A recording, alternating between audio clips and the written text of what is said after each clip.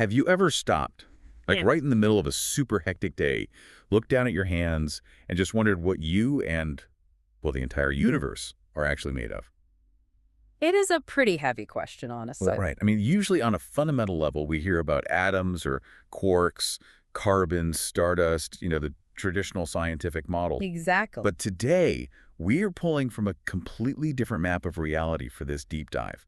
Today's stack of sources includes some direct translations from the Pali Canon, specifically texts diving into early Buddhist ontology, and we're pairing that with modern commentary from renowned meditation masters. And it really is a meticulously detailed map of human experience. I mean, these texts break down all of existence, the stars in the sky, your coffee cup, your physical body, and even your own thoughts, into exactly 6 elements. Just 6 elements. Yeah, just 6. But here is the ultimate hook for you listening right now. Out of those 6 fundamental building blocks, 5 of them are completely temporary. Right. They are born, they interact, they change, and they eventually decay and disappear entirely. Exactly. But one of them is immortal. It is described as a deathless element. And according to these texts, it is like hiding inside every single one of us right now at this exact moment. And we should probably clarify early on that exploring this ancient architecture isn't, some abstract exercise in trying to escape reality. Oh, definitely not. It isn't about detaching from your daily life at all. No. It is fundamentally about understanding the actual mechanics of reality.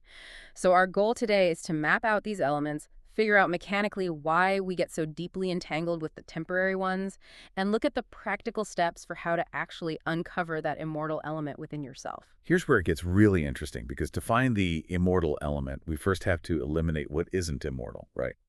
We have to start with the physical world, which the texts call the form world. Right, the form world. And this world is composed entirely of conditioned things. Conditioned meaning? Conditioned meaning anything that relies on causes and external conditions to exist.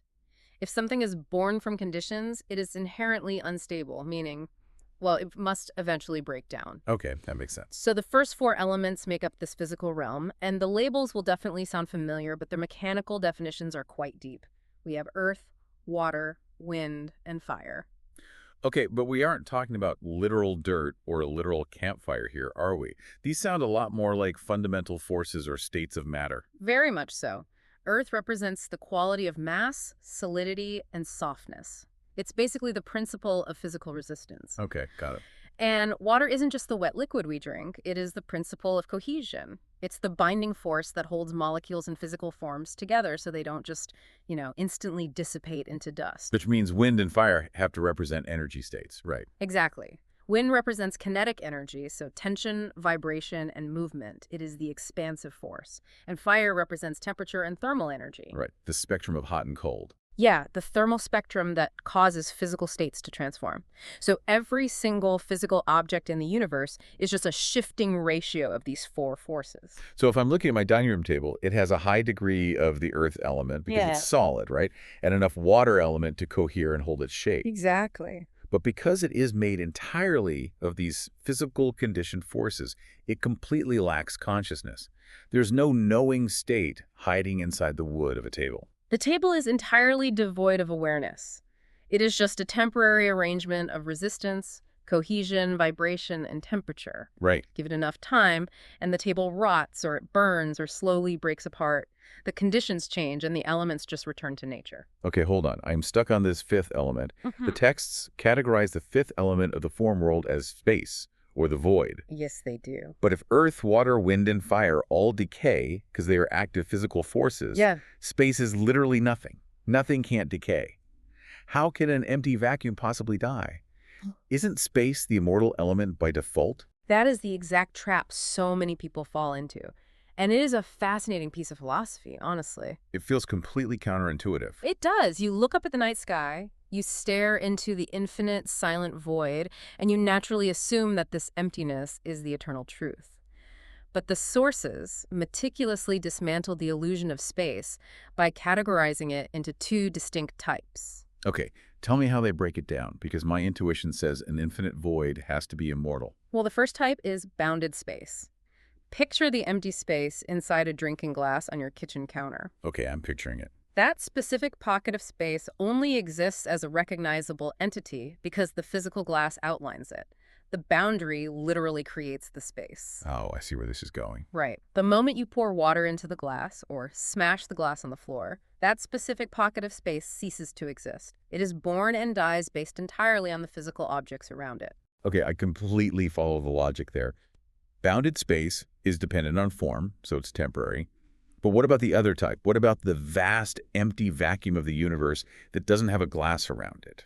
That is unbounded space, often referred to as the void.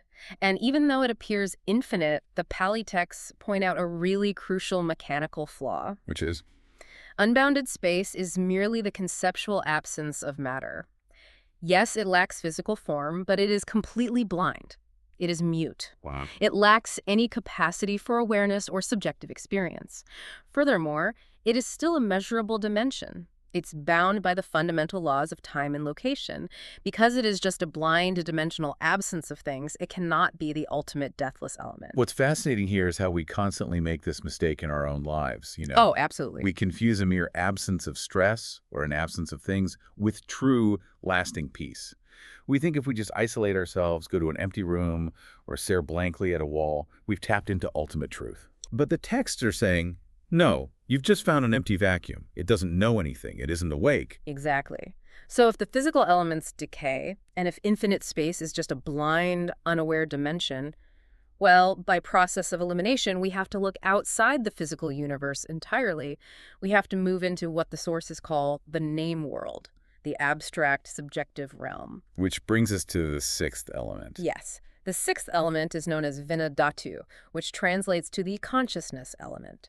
But before we get to the immortal part, we really have to navigate a massive point of confusion in human psychology. Okay, let's unpack this, because the texts are incredibly careful to separate consciousness into two totally different mechanisms, right? Be careful, yes. There's the active everyday mind, and then there's the foundational ground state.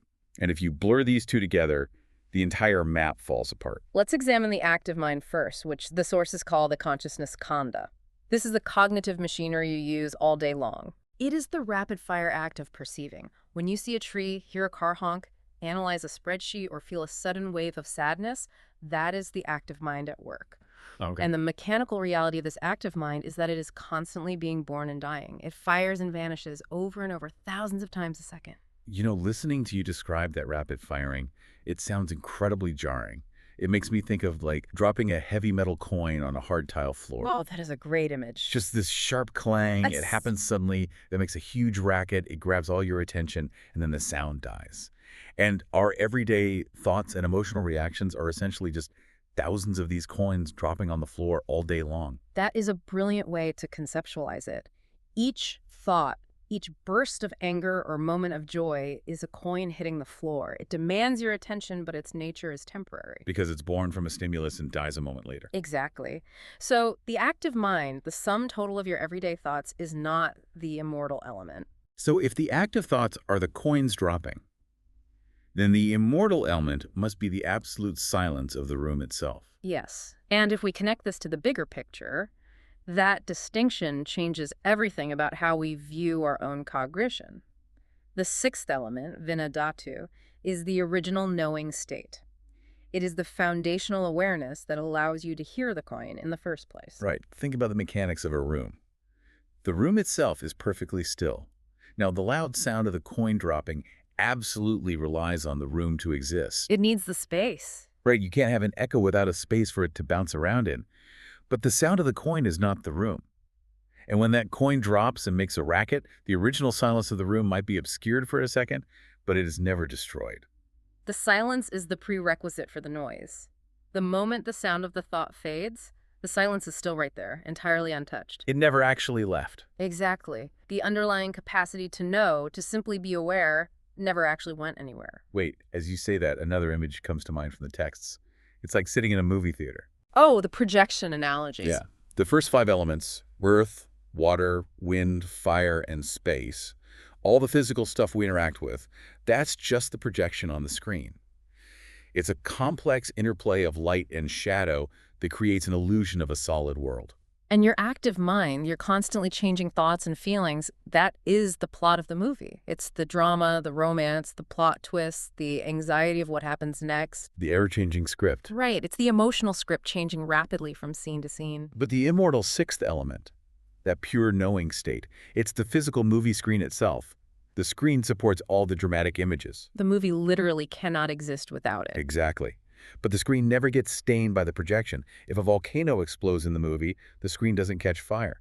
If the main character dies, the screen doesn't weep. It just passively, perfectly supports the projection. Right, never appearing or disappearing when the scenes change. This raises a really important question, though. I mean, if we all possess this immortal silent room or this pristine movie screen inside of our cognitive architecture right now, why is the human experience characterized by so much stress? Yeah, that is the big question. Why do we feel so overwhelmed, anxious, and caught up in the drama of daily life? Because we are sitting in the front row, eating popcorn, completely lost in the narrative. We think we are the plot. Our awareness is completely hijacked by the drama. To use your earlier analogy, we are surrounded by thousands of coins dropping every single day. It's deafening. It really is. Yeah. We are so fixated on the noise of our constant thoughts, our financial worries, our regrets about an argument yesterday, that we lose all connection to the silence of the room. We identify with the noise instead of the capacity to hear it. So, mechanically speaking, how do we fix this? How do we step back from the dramatic movie plot and realize we are just the screen? I mean, we obviously can't use physical tools. You can't use a scalpel or a telescope to find a formless, subjective truth. No, you have to utilize mental training. The source texts outline a highly specific architecture of cognitive practice known as Pavana, or mental development. Yep.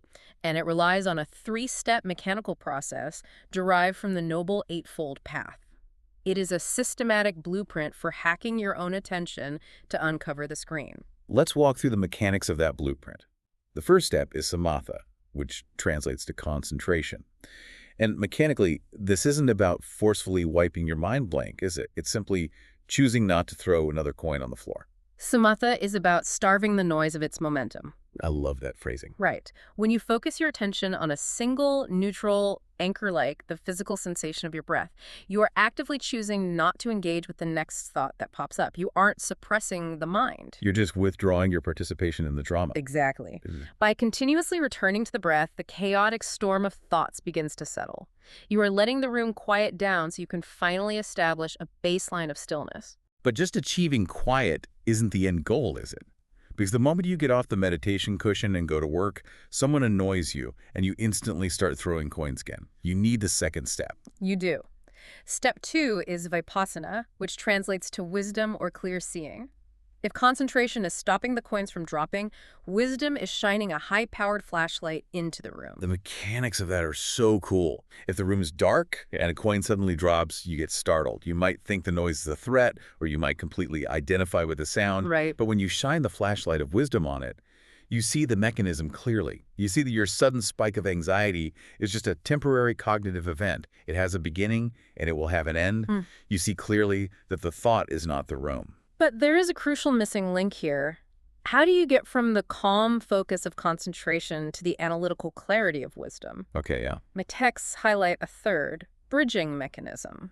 Right. Mindfulness, or samasati. Let's spend some time on this, because mindfulness is such a buzzword today. Oh, it really is. It gets slapped on everything from corporate retreats to tea bags. What is the actual cognitive mechanism of right mindfulness in this specific context? Let's use a real-world example. Imagine you are driving home and someone aggressively cuts you off in traffic.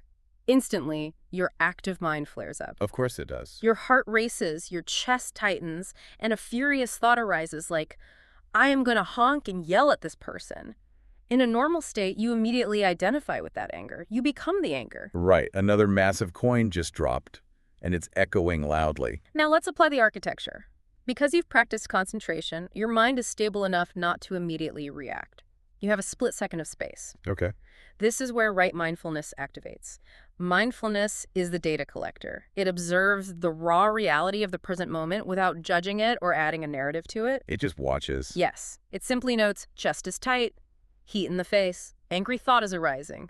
It gathers this raw, unbiased data and hands it over to wisdom. So mindfulness is just holding the flashlight steady, illuminating the raw data, So wisdom can actually read what's going on. Exactly. And once wisdom receives that unbiased data, it analyzes it against the truth of the elements.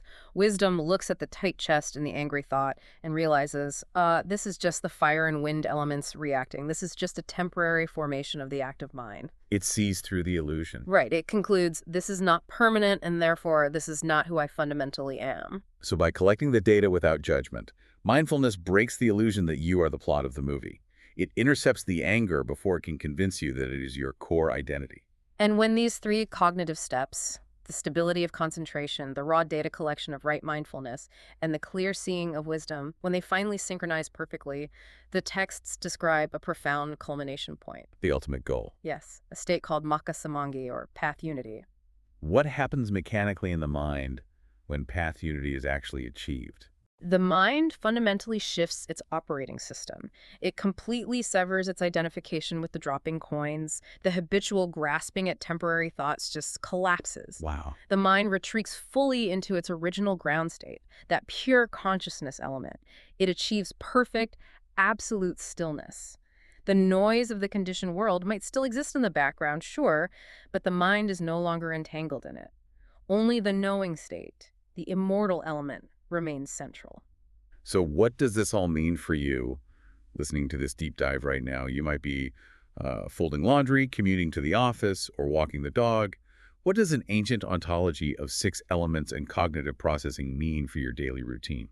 It offers a pretty radical shift in how you relate to your own internal struggles. Yeah, these ancient sources aren't demanding that you reject the physical world. Mm-hmm. They aren't telling you to hate your active mind or never enjoy the drama of a good movie again. No, not at all. The chaos of life will keep happening. The traffic will still be bad. The emails will still pile up. But the next time you feel completely overwhelmed, when you feel suffocated by anxiety or caught up in the absolute chaos of a bad week, remember the mechanics. You're just listening to a lot of coins dropping. It might feel like a heavy shower of coins, but it is fundamentally just noise. Just noise. You Yeah. don't need to fundamentally reinvent yourself or run away to a monastery to find peace. The absolute stillness of that immortal element is already functioning inside you. It really is. It is the room you are currently standing in. It is the screen supporting whatever chaotic scene you're experiencing right now. It is waiting patiently, completely unharmed by your stress, beneath all that noise. You just have to realize it's there, gather the data, and stop throwing new coins. It is an incredibly empowering realization. And it leaves us with one final lingering question to ponder, a philosophical thought experiment to take with you as you go about your day. Lay it on us.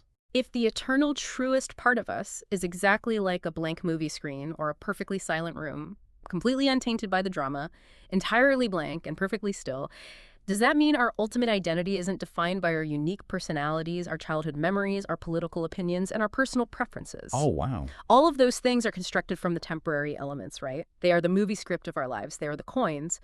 So is our true identity not the script at all, but rather our shared, quiet capacity to simply observe the movie? That is deeply profound. Are we the chaotic drama, or are we the pristine screen watching the drama unfold? We'll leave you with that to mull over. Thank you so much for joining us on this deep dive. The universe might be constructed of elements that inevitably fade away, but the part of you that is aware of it all, that's the real phenomenon. We warmly invite you to return for our next exploration. Until then, keep observing.